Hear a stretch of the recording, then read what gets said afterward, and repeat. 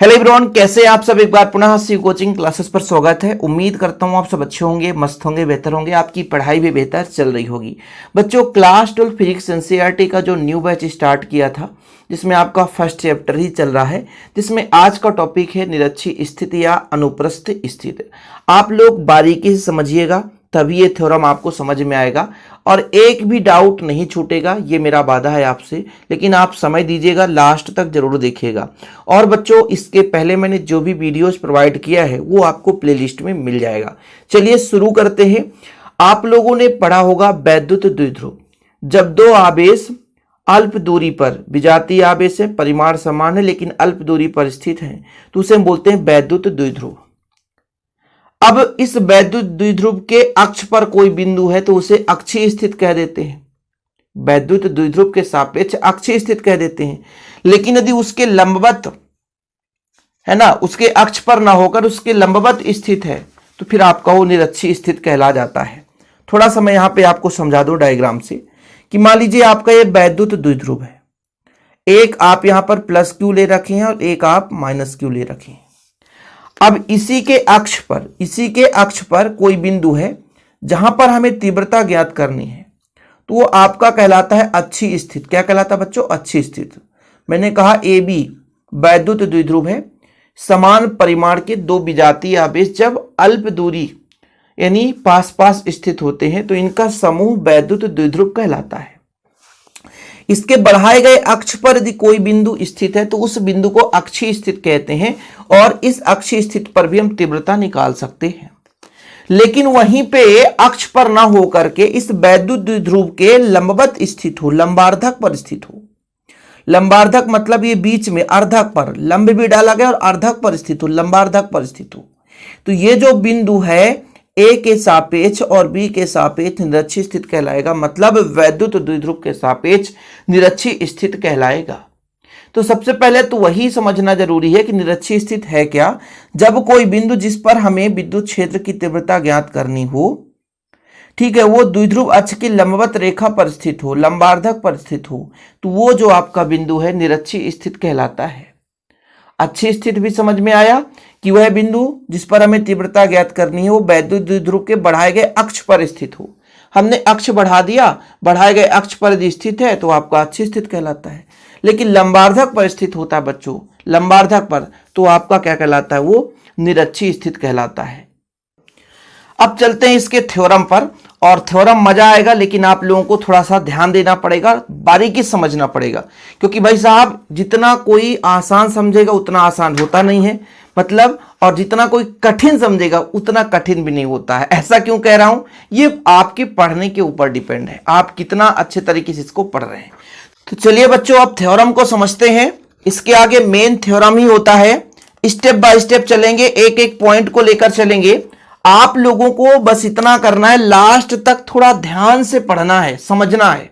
मैं गारंटेड कहता हूं भाई साहब, कोई डाउट नहीं होगा और आप क्लियर कर पाओगे। सबसे पहले हम बनाते हैं बच्चों वैद्युत द्विध्रुव। वैद्युत द्विध्रुव बनाने के लिए हमें क्या करना पड़ेगा?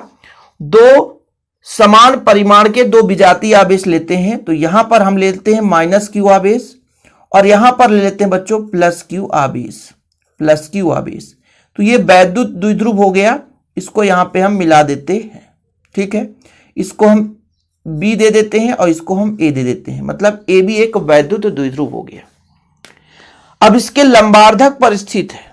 लंबार्धक का मतलब क्या होता है? यहां पे अर्धक पर और लंबवत, यानी हम यहां पर बच्चों एक लंबवत रेखा खींच दें तो ये इसका लंब कहला जाएगा, और अर्धक पर मिलता है तो ये लंबार्धक कहलाएगा। यहां पर एक बिंदु P है जिस पर हमें क्या करना है? विद्युत क्षेत्र निकालना है। अब इसको यदि हम मिला दें बच्चों, इसको हम मिला देते हैं, एक ऐसा मिला दिए और इसको यदि मिला दें तो यहां पे आप ऐसा मिला सकते हो। अच्छा, हम आपसे यदि पूछें कि इन दोनों के बीच की दूरी कितनी होती है, तो टोटल 2a होता है बच्चों। तो यदि हम आधे की बात करें a, इसकी भी आपकी लंबाई हो जाएगी a, और ये जो मध्य बिंदु है o हो गया। लंबार्धक पर स्थित एक बिंदु P है जिस पर हमें विद्युत क्षेत्र की तीव्रता निकालनी है।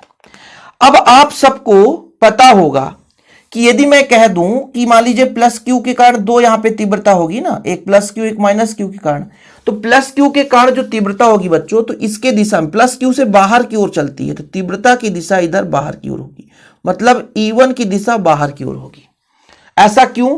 क्योंकि यहां से प्लस क्यू से यहां विद्युत क्षेत्र रेखा चलेगी तो ये बाहर की ओर चली जाएगी। लेकिन वहीं पे मैं आपसे कहूंगी माइनस क्यू के कारण अंदर की ओर चलेगा, तो यदि मैं आपसे कह दूं कि आपका जो E2 होगा वो आपका भैया इस दिशा पे होगा, और इन दोनों का जो परिणामी होगा, इन दोनों का परिणामी जो होगा इस प्रकार से कुछ चलेगा, इन दोनों का परिणामी वो E कहलाएगा। अब आप लोगों को थोड़ा सा कंफ्यूजन होगी, ऐसा नहीं है। अब यहां पे मैं कहता हूं कि ये दोनों भाई ये बीच से है तो दोनों का ये थीटा हो गया, ये भी थीटा, परिणामी बीचों बीच ही होता है, इसलिए दोनों का कोण थीटा हो गया। फिलहाल ये और ये समांतर है तो यहां भी थीटा कोण ही था, यहां भी थीटा ही कोण है। यहां तक क्लियर हो गया।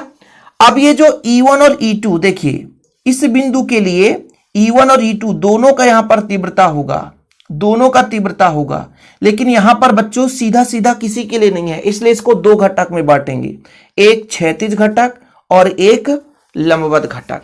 तो देखो क्षैतिज घटक में जो E का मान होगा वो इसके लिए और इसके लिए दोनों के लिए होगा, तो एक होगा आपका E1 cos थीटा, मैं वो भी समझाऊंगा, और दूसरे के लिए हो जाएगा E2 cos थीटा, ये भी समझाऊंगा क्यों आ रहा है। ठीक है भाई, E1 के दो घटक होंगे, एक क्षैतिज और एक लंबार्धक, तो लंबार्धक जो होगा वो E1 sin थीटा होगा। क्या होगा बच्चों? E1 sin theta. और इसके लिए लंबार्धक नीचे की ओर होगा क्योंकि डायरेक्शन ही नीचे की ओर है, तो इसका हो जाएगा E2 sin theta, E2 sin theta. यहीं पे लोगों को प्रॉब्लम है, और इसके मध्य बिंदु से बिंदु P की दूरी हम मान के चलते हैं R। ये पूरा डायग्राम बना दिया हमने स्टेप बाय स्टेप करके। अब ये यहां पे आप लोगों को समझाना हमारा दायित्व है, इसको हम समझाएंगे कि क्यों ऐसा हो गया, क्यों ऐसा हो गया। चलें समझाने स्टार्ट करें, तरीके से समझाएंगे बच्चों, आप देखिएगा यहां पर थोड़ा समझिएगा, पूरा क्लियर होगा बच्चों। यहां पे आपका कुछ इस प्रकार से है कि परिणामी आपका ऐसा है, ठीक है, और एक आपका कुछ इस प्रकार से है, और यहां से हमने लंब डाल दिया है इस पर हमने क्या डाल दिया है? लंब डाल दिया है। क्या डाला बच्चों? लंब डाला है। यहां से हमने लंब डाला है, थोड़ा समझिएगा। ये E1 था, ये आपका E1 था, क्या था? E1 था, और यहां पे आपका कोण थीटा, यहां पे लंब है, तो लंब के सामने वाली भुजा कहलाती है बच्चों, लंब के सामने वाली भुजा कहलाती है कर्ण, ठीक है, और कोण के सामने वाली भुजा कहलाती है आपका लंब, ठीक है। ये लंब ही डाला हमने तो लंब ही है, ये नीचे वाला आधार हो गया। क्या हो गया? आधार, ठीक है। अब आप सबको पता होगा कि सर यदि हम cos थीटा लगाते हैं तो आधार बटे कर्ण होता है, आधार बटे कर्ण होता है। क्या होता है? आधार बटे कर्ण। तो जब cos थीटा हो जाएगा तो आधार का मान हमें निकालना ही है, तो आधार पता नहीं है, लेकिन कर्ण का मान E1 है, तो आधार बटा E1, आधार बटा E1। इतना शॉर्टकट में समझा रहा हूं, तो आधार बराबर क्या हो जाएगा? E1 cos theta. तो इसलिए इसका मान हो गया E1 cos थीटा, इसलिए E1 cos थीटा इस दिशा पे लिखा गया है। ऐसे ही इसका आधार हो जाएगा तो E1 cos थीटा। लेकिन जब हम sin थीटा लेकर चलते हैं बच्चों, तो होता है आपका लंब बटा कर्ण। हम यदि इस वाले त्रिभुज के लिए बात करें, इस त्रिभुज के लिए बात करें, तो आपको हो जाएगा sin थीटा लंब बटे E1, ठीक है। तो लंब का मान आ जाएगा बच्चों, आपका हो जाएगा E1 sin थीटा। इसलिए ये लंब है, ये लंब है, मतलब इसको जब यहां पे डालते हैं तो ये लंब है। अब चित्र में थोड़ा सा उस तरीके से नहीं दिख रहा, बाकी ये लंब हमने डाला है, यही तो हमने समझा, ये लंब डाला है, तो ये लंब डाला है, तो ये लंब आपका E1 sin थीटा। ऐसे ही नीचे वाले के लिए भी हो जाता है।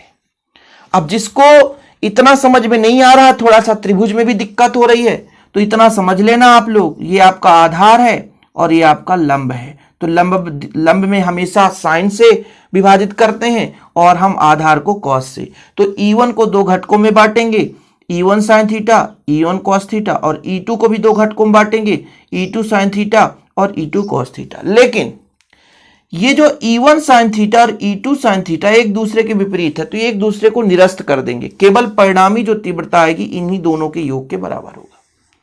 जो बिंदु P पर परिणामी तीव्रता होगी बच्चों, इन्हीं दोनों के योग के बराबर होगा। ये आप लोग समझ लेना, कोई दिक्कत तो नहीं। तो मैंने कहा कि माना AB एक वैद्युत द्विध्रुव है, थोड़ा सा समय लगेगा, बिना समय के आप इसको सॉल्व नहीं कर सकते। कि भाई मैंने अभी ये चीजें मैं इस तरह समझाया हूं क्योंकि ये समझाना जरूरी था कि AB एक वैद्युत द्विध्रुव है जिसका मध्य बिंदु O है। मध्य बिंदु O से R दूरी पर एक बिंदु P है निरक्षीय स्थिति पर, जहां पर हमें क्या निकालना है, विद्युत क्षेत्र निकालना है। ये जो वैद्युत द्विध्रुव किससे मिलकर बना हुआ बच्चों, प्लस Q और माइनस Q आवेश से मिलकर बना हुआ है। शॉर्टकट में यहां लिखेंगे आप लोग, माना AB एक वैद्युत द्विध्रुव है जो प्लस Q और माइनस Q आवेश से मिलकर बना है। द्विध्रुव के लंबार्धक पर एक बिंदु P है जिस पर तीव्रता ज्ञात करनी है। अच्छा, एक आवेश के कारण कितना होता है तीव्रता, कोई बता सकता है? कोई बता सकता है? 1/4 पाई एप्सिलॉन नॉट। ठीक है, यदि माध्यम लिए हैं तो के रखें, माध्यम नहीं लिए हैं तो ना रखें।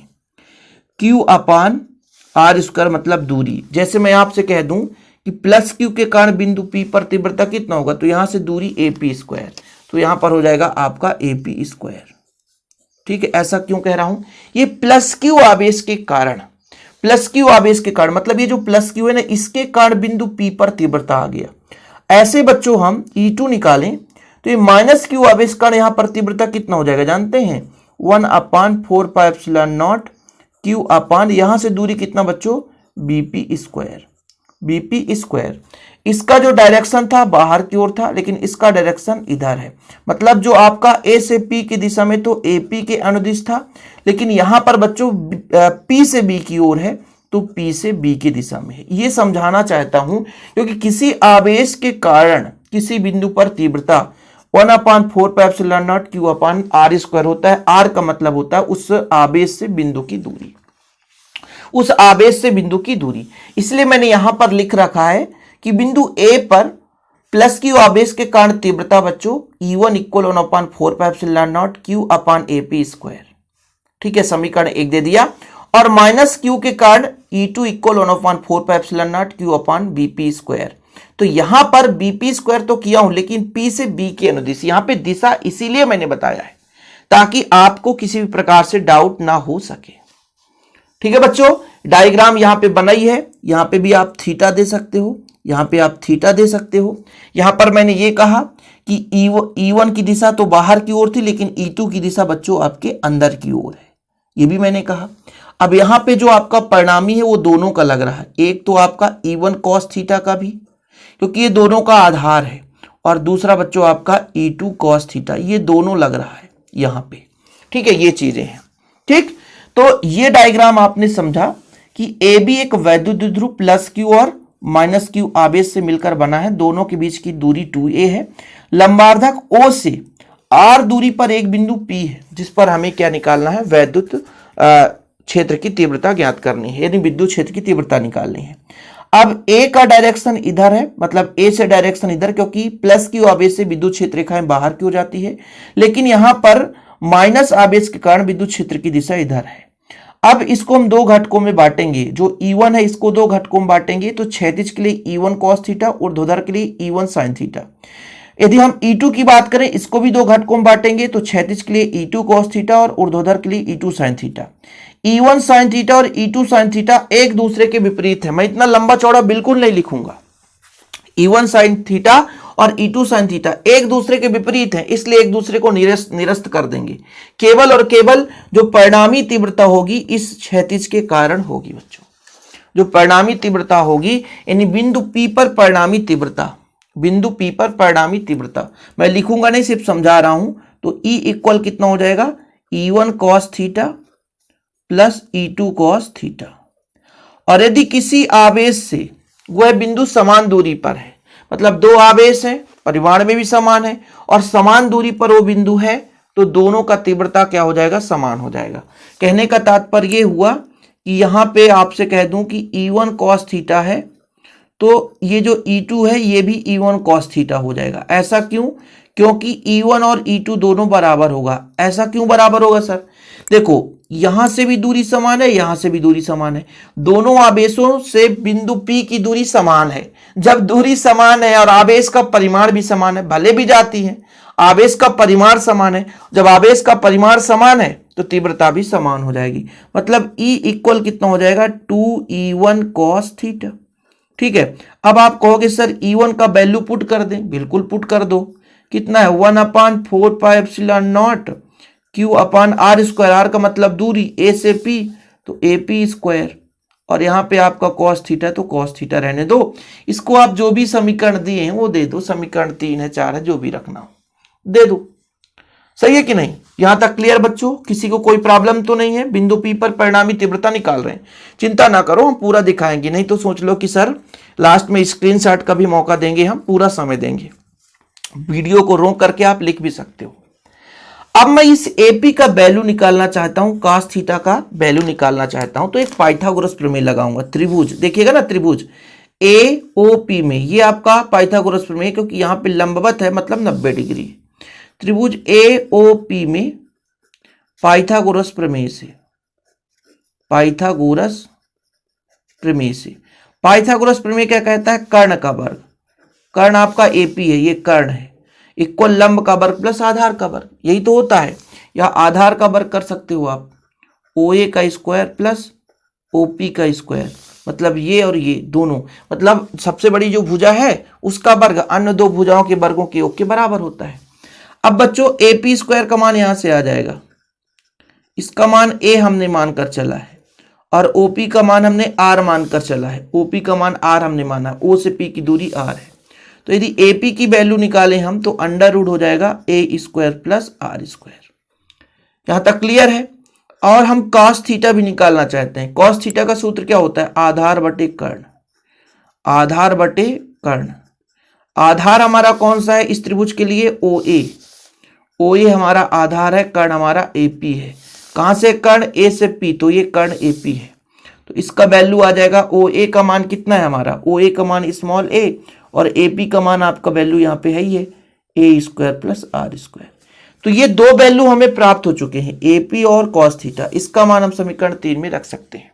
जो भी समीकरण दिए होंगे, जैसे भाई आप करते हैं तो जो भी समीकरण देंगे, समीकरण 3, समीकरण 4 जो भी है, तो समीकरण 3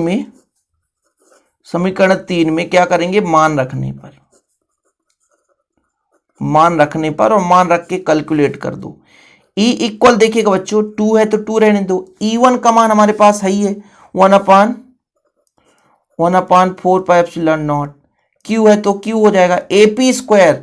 AP² का मान ये देख सकते हो आप लोग, डायरेक्ट रख रहा हूं ना AP² का मान, या कि AP का मान रख के ऐसा भी कर सकते हो, AP का मान रख के वर्ग कर दो।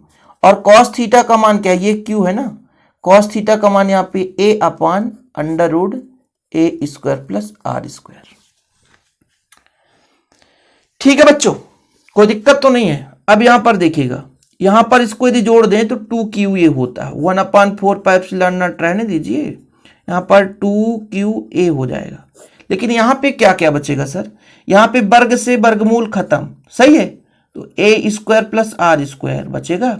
यहां पे आपका √A² प्लस R² रहने दीजिए, कोई डाउट नहीं है यहां तक। आगे क्या होगा? E इक्वल, अभी थोड़ा सा कैलकुलेट कर लेते हैं फिर आगे मजा आएगा, देखिएगा। 2QA एक आपका वैद्युत द्विध्रुव आघूर्ण होता है ना, आवेश और दोनों द्विध्रुव के बीच की लंबाई, इन दोनों को जोड़ेंगे। इसका घात 1 है, इसका घात 1/2 है। अब कहोगे सर ये √ का घात 1/2, मतलब हाँ बिल्कुल सही है। तो 1 + 1/2, तो इसका हम एलसीएम लेंगे तो 2 आएगा, भाग देंगे तो 2 बचेगा, 2 का भाग देंगे 1 बचेगा, मतलब 3/2। ऐसा भी ना बने तो इधर इसको गुणा करो तो 2 1 कम 2 1 3/2। तो यहां पर A² प्लस R² का पावर 3/2 हो चुका है। देखो थोड़ा सा समय लगता है निरक्षीय स्थिति के लिए, लेकिन थोड़ा सा आपको भी समय देना होता है, बाकी कोई तकलीफ नहीं होने वाला है। अब मैं आपसे कहूंगा कि चूंकि 2QA बराबर होता है P, वैद्युत द्विध्रुव आघूर्ण, वैद्युत द्विध्रुव आघूर्ण, इसलिए E बराबर हो जाएगा 1/4πε0 P/A² प्लस R² का 3/2। इसको भी आप समीकरण जो भी देना बच्चों, इसको चाहे आप समीकरण 4 दे दो, इसको समीकरण 5 दे दो, समीकरण तो आप अपने अकॉर्डिंग दे सकते हो, कोई दिक्कत नहीं है, चलते रहता है चलते रहता है चलते रहता है, समीकरण की कोई है ना गुंजाइश नहीं रहती, जितना भी आप मानना चाहो तो मान सकते हो। अब ये माना गया कि मान लो इस द्विध्रुव की लंबाई बहुत कम हो, मतलब अल्प हो, ठीक है, मतलब ए बी जो है अत्यंत पास पास हो, तो इस ए का मान आर के सापेक्ष बहुत ही कम होगा, नगण्य होगा। कि द्विध्रुव की लंबाई बिल्कुल बहुत अल्प हो, द्विध्रुव की लंबाई क्या हो, अल्प हो। उस स्थिति में हम कहेंगे कि यदि मान लीजिए ए की वैल्यू आर से अत्यंत छोटा हो तो ए स्क्वायर की उपेक्षा, उपेक्षा मतलब इस दुनिया से हटा देंगे, उपेक्षा मतलब इस दुनिया से हटा देंगे। कहां से हटाओगे सर, देखिएगा आपके पास यहां तक तो क्लियर था ना, यहां तक, यहां पे आपको द्विध्रुव बनाकर समझा रहा था कि यदि मान लीजिए द्विध्रुव की लंबाई बहुत छोटी हो, है ना, तो इसको हटाएंगे, जब हटाएंगे तो कितना आ जाएगा बताओ जरा, E इक्वल 1/4πε0, P है तो P रहने दो, A हट जाएगा तो आर स्क्वायर का पावर 3/2, 2 से 2 कट जाएगा, मतलब 1/4πε0 P/r³ आ जाएगा। ये लो आंसर आ गया, कहीं भटकने की जरूरत नहीं है बच्चों। यदि इसका हम सदिश रूप निकालेंगे तो कुछ भी नहीं है सदिश रूप में, 1/4πε0 करेंगे, यहाँ पे P में वेक्टर लगाएंगे और r³ कर देंगे, सदिश रूप हो गया। क्या हो गया बच्चों, सदिश रूप, खत्म, थ्योरम खत्म। अब आपको स्क्रीनशॉट लेना है तो एकदम सिस्टमेटिक नोट्स है, इसलिए तो कहता हूं बच्चों कि मात्र 100 रुपीज में नोट्स दिए जाते हैं।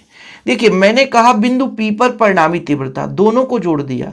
मैंने कहा E1 और E2 का मान समान है, यहां से जो लिखा था ना वही चीज है, यहां से जो लिखा था वही चीज है, तो दोनों को समान था, इसलिए मैं यहां भी E1 यहां भी कर दिया, दोनों को जोड़ दिया, E1 का मान रख दिया, पाइथागोरस प्रमेय लगाया, AP का मान निकाल लिया और cos थीटा का मान निकाल लिया, इन दोनों वैल्यू को यहाँ पे पुट कर दिया, दोनों वैल्यू को पुट कर दिया। आगे मैंने आपको एक स्टेप और समझाया था, 2q ये आपका होता है वैद्युत द्विध्रुवाघूर्ण, तो ये आपका वैद्युत द्विध्रुवाघूर्ण है, P का मान रख देंगे, तो ये आपका आ गया क्या, विद्युत क्षेत्र की तीव्रता। लेकिन कहा यह गया कि यदि A का मान बहुत छोटा हो, अल्प हो, तो उसकी हम उपेक्षा करेंगे तो हट जाएगा, तो बचेगा आपका आर स्क्वायर, ये आपका कट जाएगा, 2 3 बचेगा, ये आंसर आ जाएगा, खत्म।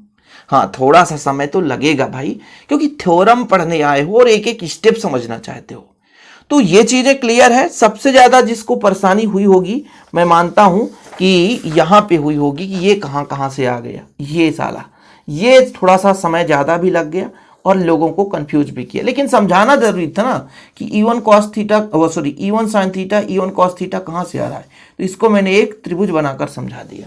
तो उम्मीद करता हूं कि आप लोगों को चीजें समझ में आ गई होगी।